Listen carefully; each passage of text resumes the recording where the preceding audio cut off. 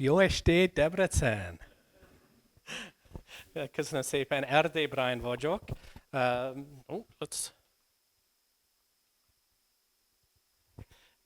Erdelyi vagyok, sajnos angol az első nyelvem, az anyanyelvem, csak most kicsit magyar beszélek. 25 év dolgozom, maybe I'll just do English, I'm sorry. But Thomas is going to translate a little bit.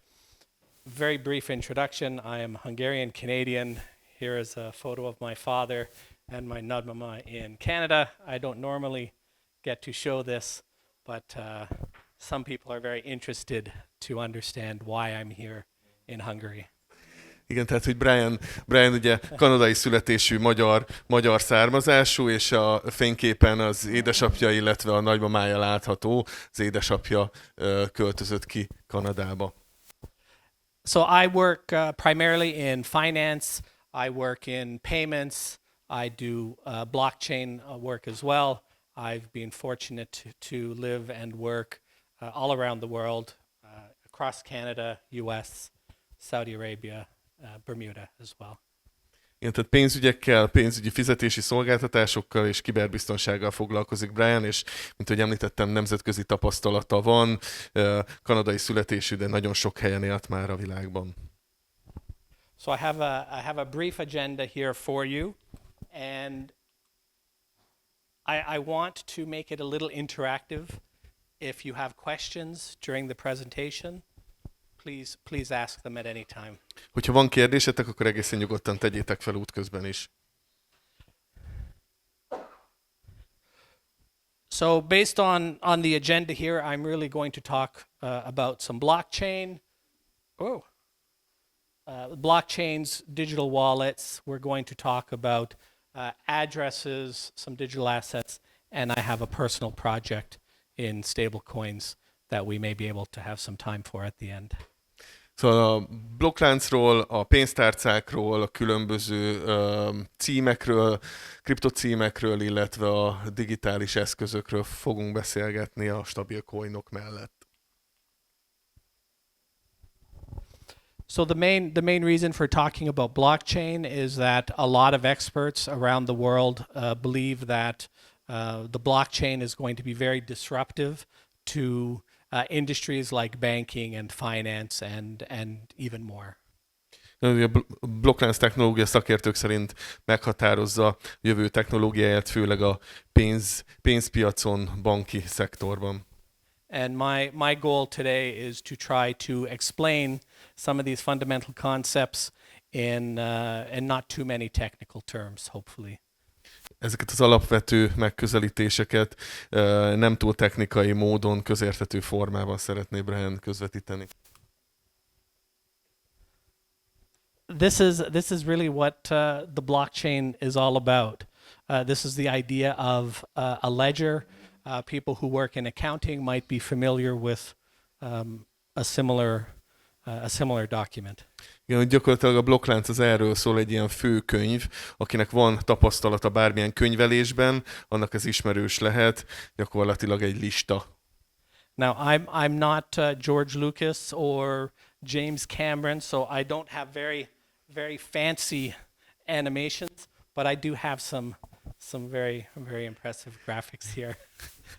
Nincsen olyan nagyon lenyűgöző animáció, mint amit George Lucas vagy Cameron tudna csinálni, de azért Brian is próbálkozott animálni. So the idea with this ledger is it is a centralized ledger. There is only one copy of it. And if anybody wants to read or write to this ledger, there's only one copy. It's pretty easy to maintain. Igen, egy központosított főkönyv esetében egyetlen másolat van róla, és bárki ezt szeretné olvasni, akkor ahhoz a másolathoz fordul. Again, feel free to ask questions at any time. This is where it's going to get interesting. Kérdezzetek nyugodtan útközben is. So the blockchain itself is very much like the ledger, but this is a distributed ledger. Elosztott főkönyvi technológiáról szól a blokklánc, amikor több példányban megvan. So in this distributed system, here I am at the top, and I would interact with just one of these ledgers. However, there is a system that will replicate a copy of that ledger across all of the instances. Felhasználóként az egyik főkönyvvel van interakcióm, az egyik főkönyvet módosítom, és egy belső program biztosítja, hogy mindegyik főkönyv annak megfelelően módosuljon. All of these blue arrows, that's the magic of the blockchain right there. Model. A blokkláncnak a varázslatos tulajdonsága, ez a konszenzus, amit a kék nyilak reprezentálnak. So you may be very familiar with this architectural diagram that I've just shown. You have a centralized model on the left, which was the single ledger, and on the right we have a decentralized model where they all communicate with each other. Tehát ez egy jól ismert ábra a centralizált, illetve a decentralizált hálózatokból, amit szerintem itt az IK-n már az első fél év elején tanítanak. It's also taught in the university. It's a very basic thing. Yes. Who uses BitTorrent here? Who wants to admit? BitTorrentet kihasznál. This is how BitTorrent works on the right, where every Így computer működik a is BitTorrent is, mindegyik összekötve. And so you've changed it up, because now I have all these. I don't see it all at once. I didn't change it up. No. Yeah. Anyway, so I was just showing the ledger. The blockchain is a distributed ledger, and those transactions are written to the ledger by validators, and they use what's referred to as a consensus mechanism, which determines how the transactions are written into the ledger. I think the previous presentation talked about the dilemma of a double spend. Did he talk about that? No. Oh, never mind. Igen, tehát, hogy itt a validátorok, a hitelesítők azok, akik jóvá hagyják a tranzakciókat, és gyakorlatilag ők azok, akik hitelesítik, hogy ezen a főkönyvben milyen módosítások történhetnek. The two of the most common consensus mechanisms are proof of work, which you heard a little bit about, and proof of stake is probably the most common now as well. Igen, ezeket a konszenzus mechanizmusokat nevezhetjük akár bányászási módszernek is magyarul, és a két legfontosabb a proof of work, illetve a proof of stake. A legtöbb kriptovaluta a proof of stake-et használja. And the name blockchain is derived based on how those transactions are signed and chained together into the ledger. Igen, hogy a blokklánc szó is ebből ered, hogy azokat a blokkokat hogyan hitelesítik, és hogyan láncolják, kapcsolják az eddigi blokkok láncolatához. And this is also here where it gets interesting, is because the validators earn rewards for validating the transactions that they write to the ledger. Igen, ugye a hitelesítők, azaz a bányászok jutalmat kapnak azért, hogyha hitelesítik az adott láncot, ezt hívjuk egy bányász jutalomnak. And the rewards vary based on the type of consensus mechanism that the blockchain uses. Ez a jutalom ez attól függ, hogy milyen típusú konszenzus mechanizmust, vagy milyen típusú bányászási módszert használ az adott lánc. One of those rewards that a lot of you might be familiar with are gas fees for whenever you are sending digital assets. Az egyik ilyen formája az a tranzakciós költség, amikor egy ilyen digitális eszközt utalunk, tehát az átutalási költség gyakorlatilag. No questions. No questions. All right, this is where I usually have some fun. This is actually an old presentation that I deliver frequently, and at this point I sometimes open up a live computer and show people what these things look like on the blockchain. Ez az a rész, amikor általában egy ilyen élő bemutatóval gyakorlatilag felnyitva egy komputert, tehát hogy internetre bejelentkezve megmutatja Brian, hogy hogyan is működik ez a gyakorlatban, de most egy kicsit eltekintettünk tőle, mert ezzel csökkentjük a hibának a lehetőségét, és inkább csak szóban fog erről mesélni. So one of the tools that everybody should be familiar with is a blockchain explorer. There are many different types of blockchain explorers. It depends which blockchain you want to explore. Here I have a screenshot from Polyscan, which is Polygon Scan, which is the Polygon network. Igen, hogy amit mindenkinek ismernie kell, az egy ilyen blockchain explorer, vagy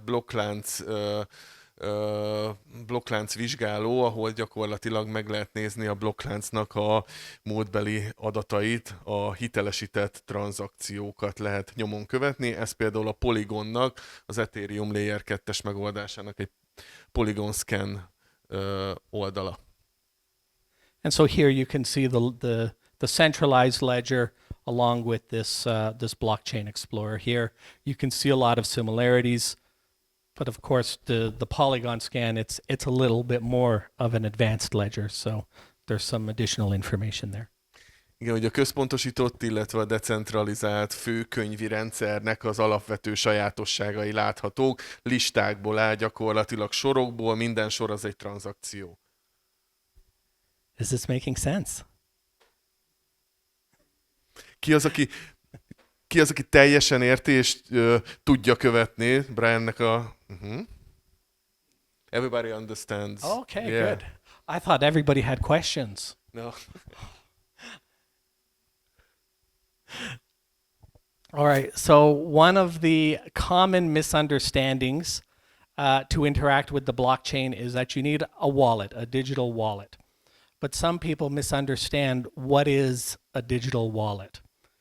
And here I just try to stress it is not holding your digital assets. It's not a container of any sort. It does hold something, and we're going to get to that. Ahhoz, hogy kapcsolatba tudjunk lépni a blokklánccal, szükségünk van egy pénztárcára, egy kriptopénztárcára, ezt viszont nagyon sokan félreértik, és a kriptopénztárca az nem tárolja a mi kriptoeszközeinket. So for our purposes, the digital wallet is going to refer to software or hardware that runs on your computer or on your smartphone, and it generates a cryptographic key pair that's used for sending and receiving digital assets. Igen, tehát ez a kriptográfiai pénztárca, ez gyakorlatilag ezt a Norbi által is említett privát kulcsot tárolja, és ezt a publikus kulcsot generálja le. So in essence, a digital wallet is just a fancy way of saying a key manager. Igen, tehát, hogy egy ilyen pénztárca az gyakorlatilag egy ilyen kulcskezelőként értelmezhető, ezért is szoktuk azt mondani, hogy kulcstartónak jobb lenne, hogyha hívnák. They should call it a key ring, actually, not a wallet. Correct. So the pieces of information that are in this wallet is a private key and a public key. And a wallet address. There's three things that are related, and I'm going to show you what they look like as well.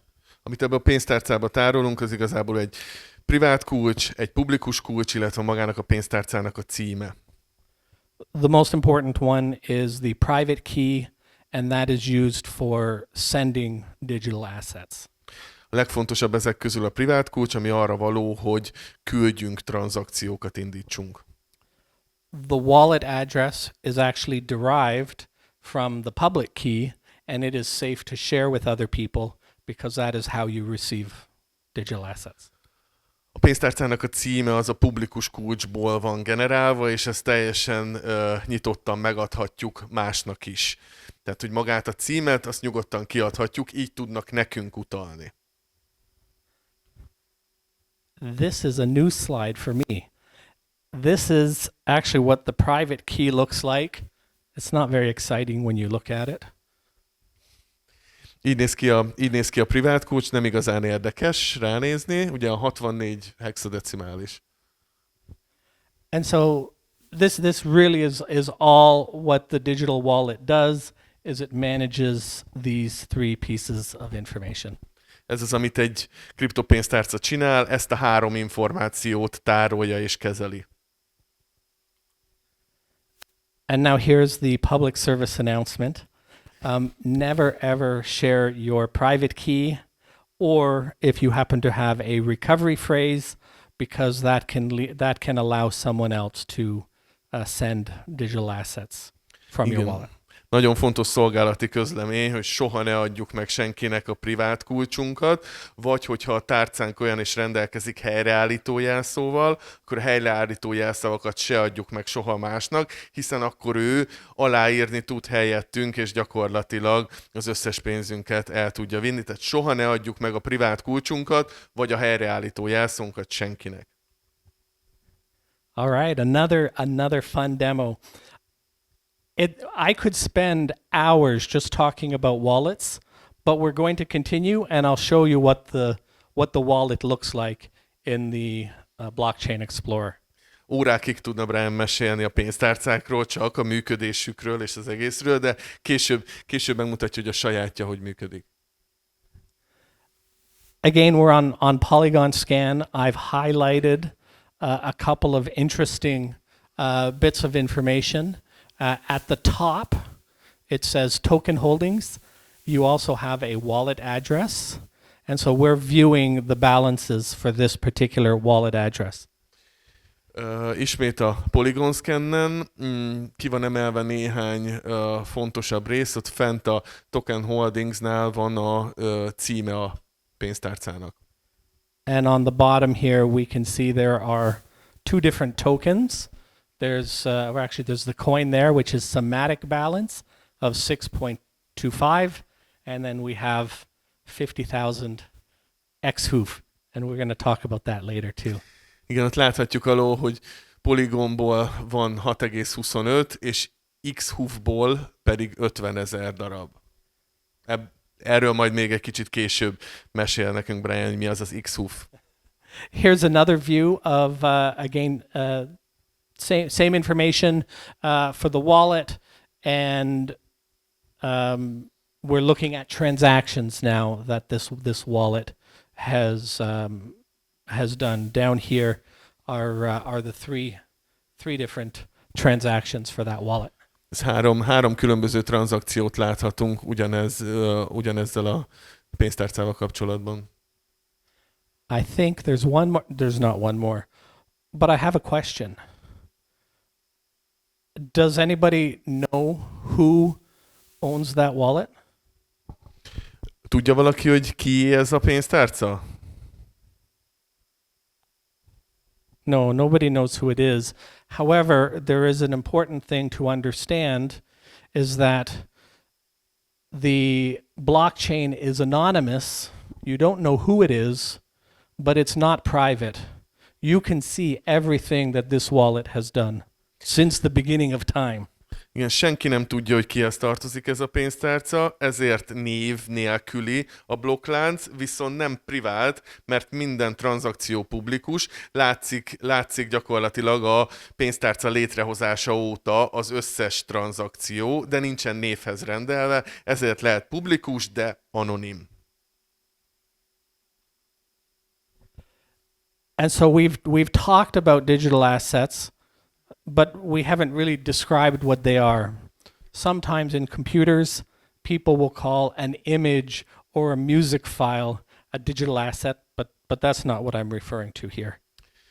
Digitális eszköznek hívhatnánk egy fájlt, vagy egy képet, vagy egy videót a hétköznapi nyelvben, de most egyáltalán nem erre gondolunk, amikor a digitális eszközt használjuk. Maybe digital assets is more of an English term, but it is the more professional term rather than referring to it as crypto.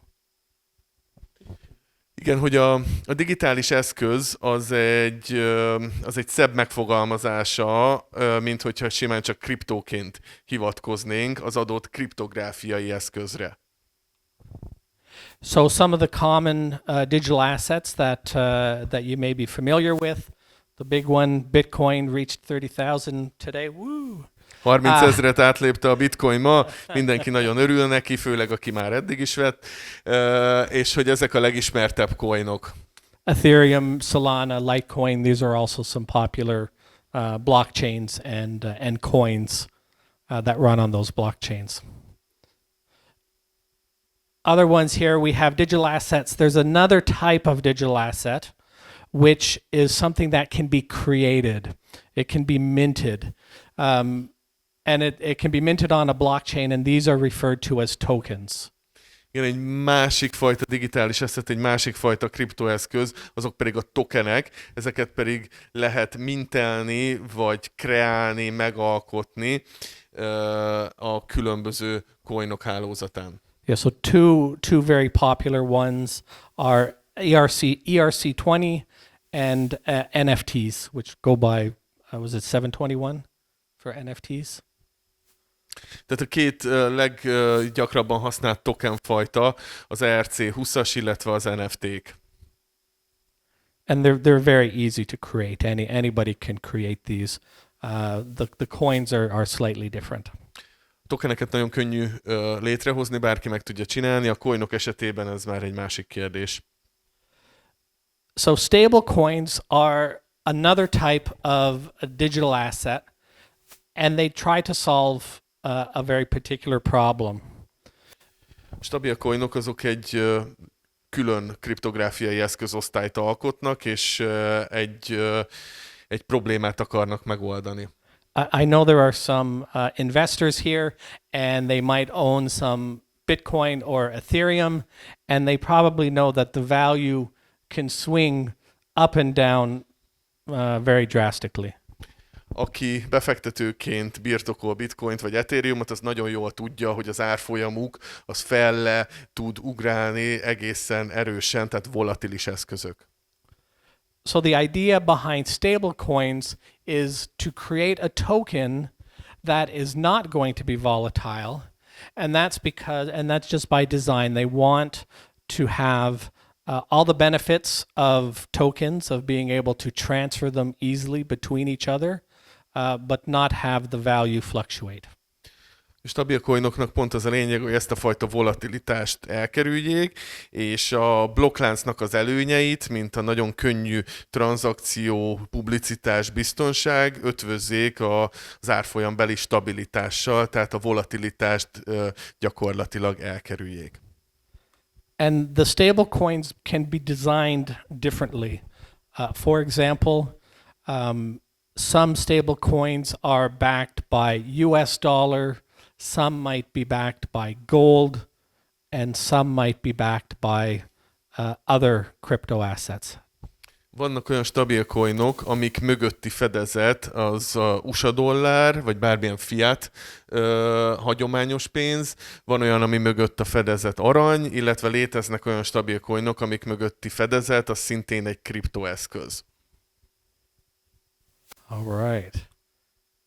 Another quick demo. This is going to be something people are going to be very familiar with.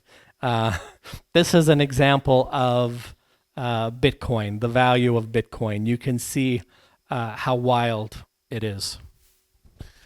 Ugye ez a bitcoinnak az árfolyama, és láthatjuk, hogy mennyire változékony, mennyire volatilis az árfolyam. On this side here, you can see the value in US dollars over time, and you can see how drastic it is. Igen, tehát, hogy USA dollárban nézve, az idő függvényében ábrázolva látszik, hogy nagyon erősen változik az árfolyam. Now the next one is going to look like it's volatile, but it's not, and I'll point it A out. következő is úgy fog tűnni, mintha volatilis lenne, pedig egyáltalán nem az. Nézzük meg, hogy milyen a skála. This is very small movements. It's $1.03 and 96 cents, and this is over like Years. 4-year period. Igen, egy 4 éves időintervallumban néhány centes mozgást jelent ez az USDC árfolyamán, tehát egy plusz 3 cent, mínusz 3 cent környéke, ami néhány év alatt történt mozgás. I have one more question before we move on. Do people know why it fluctuates here? Tudjátok-e, hogy ott miért hullámzik, miért esett be az árfolyam 3 centtel? Van-e valakinek ötlete? Oh yeah, it is actually during COVID. It's usually because people don't have confidence in the reserves. Ez általában azért van, mert hogy az embereknek nincsen bizalma a mögöttes fedezetben. So now I'm going to. How much time do we have first? We're okay. 15 minutes? Yeah. Okay, I'm going to talk about a project that I'm working on with a stable coin. And it's mostly diagrams. I don't know how much writing I have. Actually, I think I do have some writing. Hogy egy saját fejlesztésű stabil-coin projektről szeretne még Brian mesélni nekünk egy kicsit. So I have created my own stablecoin, which I call, I have xHUF and xCAD for Canadian dollars and Hungarian forints. Igen, hogy xHUF-nak nevezte el a stabil forintot, ami egy olyan kriptoeszköz, ami forinthoz van kötve, illetve xCAD-nek a kanadai dollárhoz kötött stabil kriptoeszköz, stabil coint. And I'm going to show you very quickly, easily how this works. You can hold this for a moment. Okay. So most megmutatja, hogy milyen egyszerűen működik. So the idea is, when I mint one of my stable coins, I will first. How many stable coins do you want? Mennyi stable coin kell? 10,000. Igen, amikor létrehozunk egy stabil coint, akkor az így működik, hogy én odaadom a 10,000-et, és azt mondom, hogy 10,000 stabil coint akarok. And what is your wallet address? És megadom a pénztárcámnak a címét. I give you my wallet address. And then I would create 10,000 HUF. És akkor Brian 10,000 xHUF stabil coint előállít, megalkot, mintel, kreál. It sounds like a good deal, doesn't it? Jó üzletnek hangzik, ugye? But what happens is I need to keep this 10,000 forints safe so that when Thomas requests a redemption of his stable coins, I can give him 10,000 forints back. Azt a 10,000 forintot neki meg kell tartania, ugyanis hogyha én vissza akarom váltani az én 10,000 xHUF-omat, akkor neki azt vissza kell tudnia adnia. Hiszen ugye az elején azért is tűnt nagyon jó biznisznek, mert én adok 10,000 forintot, Brian pedig a semmiből csinál 10,000 xHUF-ot. De neki azt a 10,000-et meg kell tartani, hogy amikor én vissza akarom vásárolni, xHUF-ot akarok sima HUF-ra váltani, akkor legyen miből. So that's what this diagram is showing here, that I would have a customer here in Canada. They would give me Canadian dollars. I would transfer that Canadian dollars into the reserves and then mint the xCAD. You can lose the laser.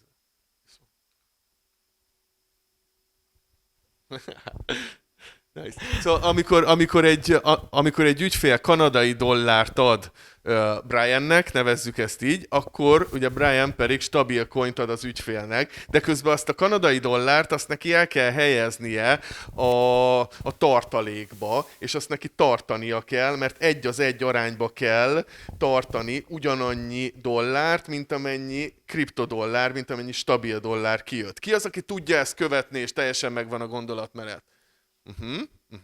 They still understand. How many of you are familiar with USDC?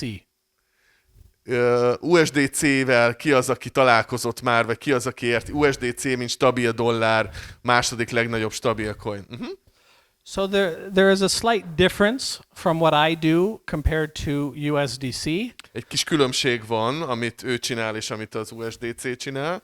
The primary difference is I will issue my stablecoin directly to a user. Hogy közvetlenül a felhasználó felé van a stabilcoin kibocsájtva. Ez a különbség Briannél. You don't get USDC from Circle, from the issuer.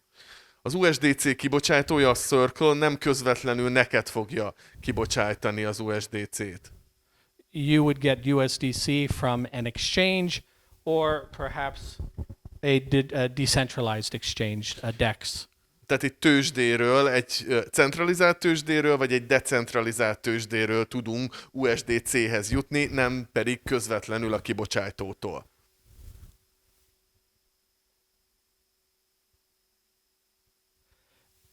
So another thing that I'm doing with my stable coins is I have created them primarily for payments.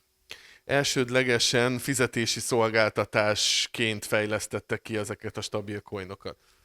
The benefit of using digital assets for payments is that the transaction is instant and the merchant receives their money instantly. They don't have to wait for the transaction to settle in their bank account.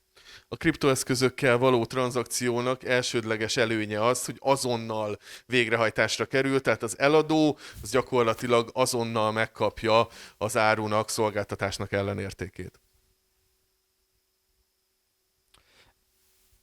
The other important feature is that when you transfer those digital assets to someone else, like a store, a merchant, there is no intermediary in that transaction. The bank is not involved. Hogy nincsen egy harmadik fél az eladó és a vevő között, nincs egy bank közéjük iktatva, mint fizetési szolgáltatás. Ugye, ezt azért tudjuk, hogy a harmadik felet veszi ki az eladó és a vevő közötti tranzakcióból.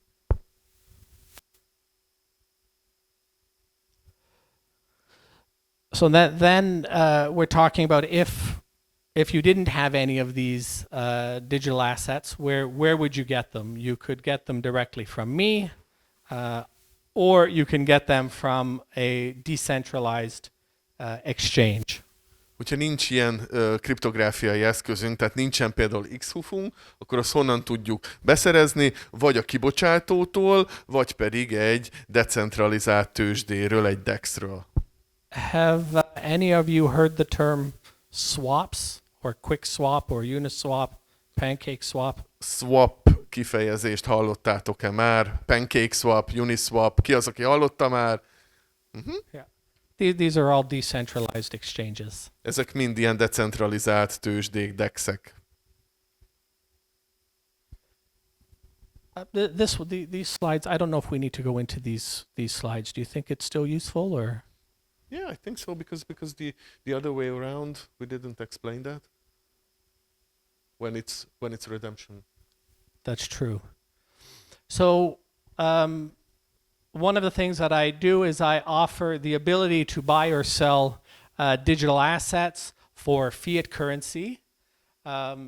It's always been a big challenge. I mean, how do you buy your digital assets? Ti hogyan vásároljátok a kriptoeszközeiteket digitális? Ki az, aki centralizált tőzsdén veszi? Centralized exchange. Ki az, aki mondjuk decentralizált tőzsdét használ hozzá? És ki az, aki mondjuk OTC, tehát hogy embertől vesszük? Is it easy? OTC? No, any of these methods. Is it easy? Könnyű? Könnyű vásárolni ilyen eszközt? No. Most people think it's not easy. Legtöbben azt gondolják, hogy nem egyszerű. Ugye, It's very frustrating. igen, akár ragasztó is lehet, hogy nyomasztó, ugye be kell regisztrálni, folyamatosan beutalni a pénzünket. Aki ezt csinálja rendszeresen, az tudja, hogy nem feltétlenül a legegyszerűbb. If you use your credit card, you're going to pay some very expensive credit card fees. Hogyha kártyával vásárolunk, akkor az egészen drága lesz, ugye ezért 3-4% körül is lehet. And one of the challenges that I have when I'm issuing these these digital assets is that I have to know who the individual is. So everybody has probably heard about KYC. Igen, bizonyára mindenki hallott már a KYC-ről, ez az ügyfél átvilágítás, amit kötelező megtenni, hogyha kriptoeszközöket akarunk árulni valakinek. Ez a terrorizmus, pénzmosás elleni ügyfél átvilágítás. But that is only for issuance and redemption, not for transfers. Ez kizárólag akkor szükséges, amikor mi a közvetlenül a kibocsátótól kapunk, vagy ott visszaváltunk, de amikor tranzakciót végzünk, peer-to-peer, tehát felhasználó közötti tranzakciónál nem szükséges ez a KYC. So in my app, I have the concept of a non-verified wallet and a verified wallet. And if you have a verified wallet, you can easily purchase with fiat currency. Az alkalmazásában lehetőség van hitelesített pénztárcát létrehozni, illetve hitelesítés nélküli pénztárcát létrehozni. A hitelesített pénztárca tud a kibocsátóval kapcsolatba lépni, tehát, és a hitelesítés nélküli pedig csak felhasználótól tud tranzakciót fogadni és indítani. All right, we did a brief demo of what issuance looked like. Igen, mi most így ugye bemutattuk itt a 10.000 forintos bankóval, hogy hogyan lehet igazából a kibocsátást megcsinálni. Tehát ugye nekem volt 10.000 forintom, oda mentem, odaadtam, és kaptam érte 10.000 forint xHUF-ot, ugye? And the reverse is redemption. Ennek az ellentéte, amikor a visszavonás van, amikor... Yeah, so I actually burn, I destroy the tokens, and the process is called a burn. Igen, ennek a fordítottja, amikor ezek a tokenek elégetésre kerülnek, és akkor gyakorlatilag törlődnek a láncról, megsemmisülnek. I think I have, oh, this is an interesting, we talked about swaps.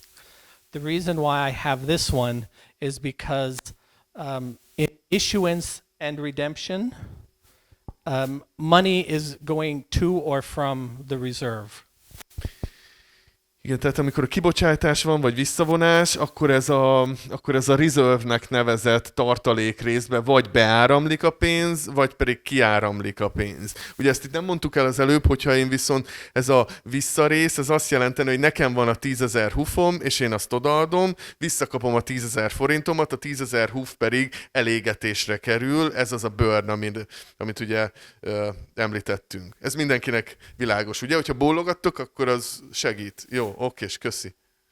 And the swap, when you use the decentralized exchange, there is no fiat currency involved, nor is there any minting or burning of tokens. A swap esetében pedig egy ilyen DEX-en, vagy decentralizált váltón úgy történik a tranzakció, hogy nincsen fiat pénz a rendszerben, és ezáltal a reserve, vagy a tartalékba sem kerül be, vagy kerül ki, hanem ott egyik kriptoeszközt váltjuk egy másik kriptoeszközre, anélkül, hogy fiat valutát bevontunk volna a tranzakcióba, swappoljuk, vagy cseréljük. Egyik kriptót cserélem a másik kriptóra. It's possible at the decentralized exchange, the value of that stablecoin might fluctuate. Hogy ezért lehetséges az, hogy egy decentralizált váltón a stabil coinnak az értéke az egy kicsit hullámzik. It's determined by supply and demand. Ez a kereslet és kínálat alapján dől el. However, verified users can always redeem directly with me, and the ratio will always be 1-to-1. De akinek ilyen hitelesített felhasználói pénztárcája van, az mindig a kibocsátótól tud vásárolni, vagy a kibocsátó felé tud visszaváltani, és ott mindig az 1:1 arányban érvényes árfolyam van.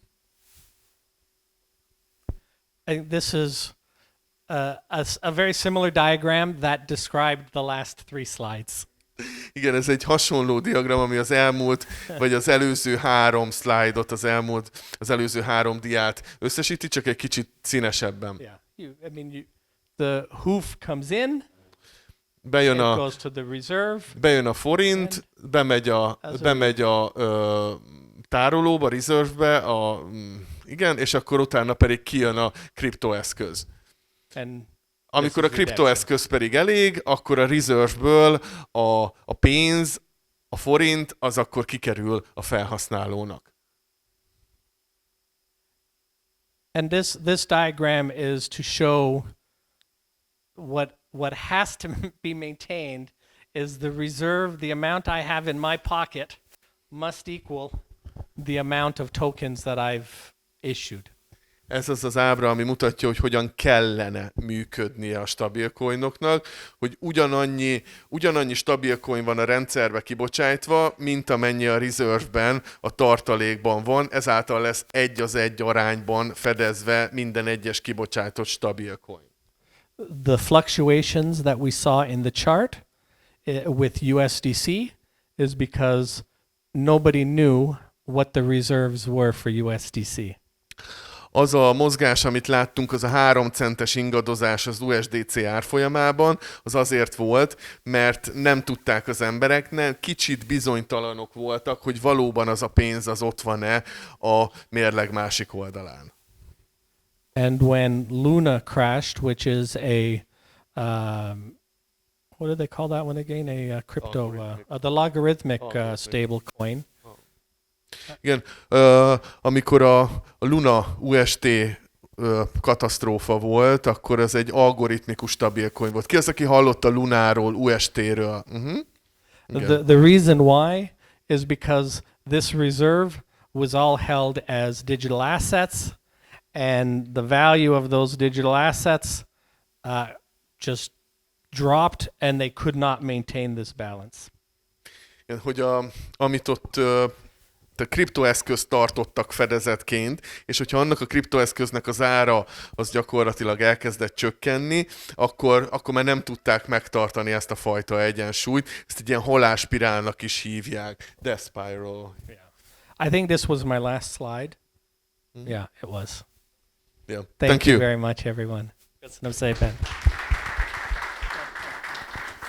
Felmerül-e bármi kérdésetek Briannel kapcsolatban, akár a bankok, stabilcoinokkal kapcsolatban, kriptobiztonsággal kapcsolatban, pénztárca alkalmazásról, stabil-forintról, nagyon sok mindenről beszélt nekünk Brian. Felmerül-e bármi kérdésetek? Szívesen fordítom.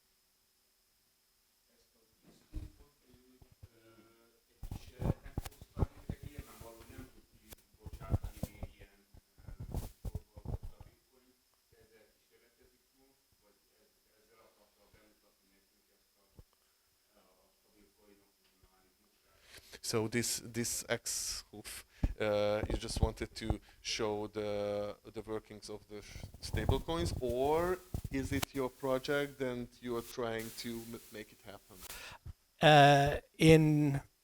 In the summertime, I would actually like to do a pilot because the stablecoin exists right now. I think I have. Nyáron egy ilyen bemutatót, egy kipróbálós, éles tesztet is szeretne csinálni, mert ez egyébként már létezik ez a token, mint ahogyan ott is láthatjuk, 50 000 már ott van ezen a pénztárcán. So I have actually issued 50,000. Tehát már létrehozott 50 000-et.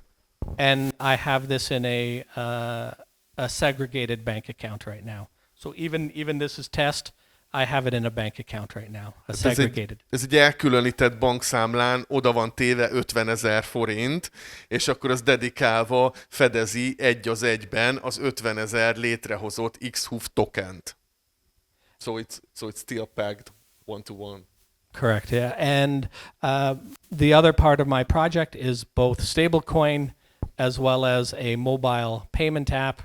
I'm sorry I didn't put any screenshots of the app in here. A mobil alkalmazás és egy ilyen mobil alkalmazáson keresztül történő fizetési szolgáltatás a másik fejlesztendő terület, ahol gyakorlatilag beírod, hogy mennyit akarsz kapni, tehát eladóként beírod, hogy mennyit akarsz, legenerál egy QR kódot, oda mutatod a vevőnek, beolvassa, átküldi, és gyakorlatilag azonnal megvan. That just explains how it works. Thank you.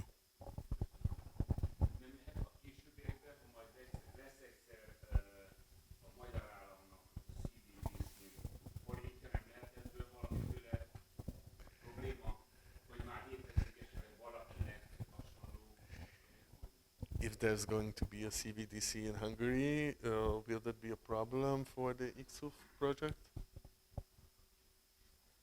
Senki tudsz. Nem tudja senki, igen.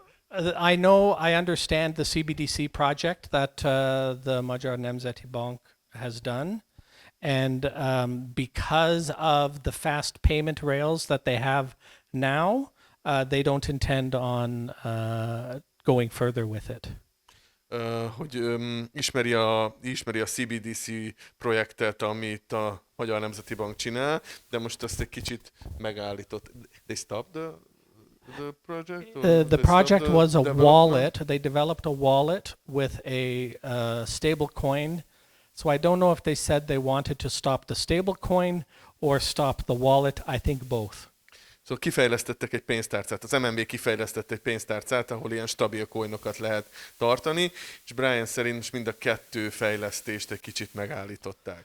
But I have more background to that question because I also happen to work in banking and I am working with other countries at the moment, not as part of my personal project, as part of my professional work, where I am advising some countries on how they can use blockchain and CBDCs and stablecoins as well. Igen, hogy ez ugye egy saját projekt, és egyébként pedig hivatásszerűen is a bankszférában dolgozik, és különböző országoknak segít konzultációként, hogy hogyan lehet bevezetni blokkláncot és stabil coinokat. Tehát, hogy a magyar szabályozással kapcsolatban nem feltétlenül napra kész, de egyébként a nemzetközi szabályozással és a nemzetközi módszerekkel annál inkább. Generally, it's accepted that there's going to be private companies running stablecoins as well as CBDCs because they are going to have different use cases. Hogy privát cégek fognak stabilcoin szolgáltatásokat nyújtani, míg a nemzeti bankok pedig CBDC formájában blokklánc alapú központi pénzt. I hope that is helpful. Reméli, hogy ez segített, vagy válaszolt. Felmerül-e még bármilyen kérdés? Egy kérdésre még van időnk. Igen?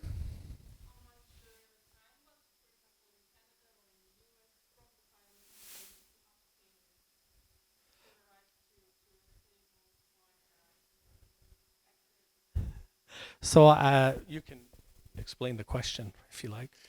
Mennyi időbe kerül gyakorlatilag a kezdettől az, hogy elindítsa? I don't have any timelines because this is a personal project. However, I'm also doing similar stable coins for a bank. I expect my project, maybe I didn't finish one of my comments over here. This summer, I would like to do a pilot at a bar where I will airdrop probably around 3,000 HUF to everybody in the bar so that they can use it to buy drinks for the evening. Az időintervallummal kapcsolatban nem feltétlenül magabiztos, mert ez egy privát projekt, ami még igazából nem ment át, de a nyár végén tervez egy olyan bemutatót, ahol egy dedikált buli során 3000 forintnyi stabil forint lesz kiosztva minden megjelentnek, és akkor azt ott aznap este fel lehet használni. My project with this one, the xHUF, I'm registered as a money service business in Canada, which gives me a license to issue stable coins. But my main focus of this experiment was for the wallet itself, the software, because I wanted to create a payment experience, and I think that's missing right now in the community.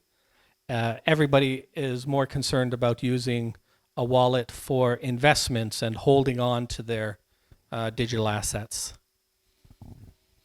Igen, szóval elsősorban egy fizetési szolgáltatást szeretett volna fejleszteni ezáltal a pénztárca által, mert a legtöbb pénztárca az befektetési céllal van használva, hogy ott kriptoeszközöket tároljunk, ez pedig egy fizetési céllal létrehozott pénztárca, ezért is a pénztárca a top prioritás a projektben, és ez a stabil forint projekt, ez pedig csak egy ilyen kis hobbi.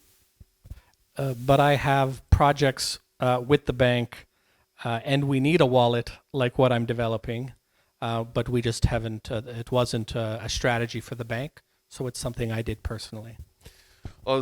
Az a bank, akivel most üzleti munkakapcsolatban van, ő is akart egy pénztárca szolgáltatást, és akkor gyakorlatilag Brian kifejlesztett egyet, de lehet, hogy mégse kell nekik.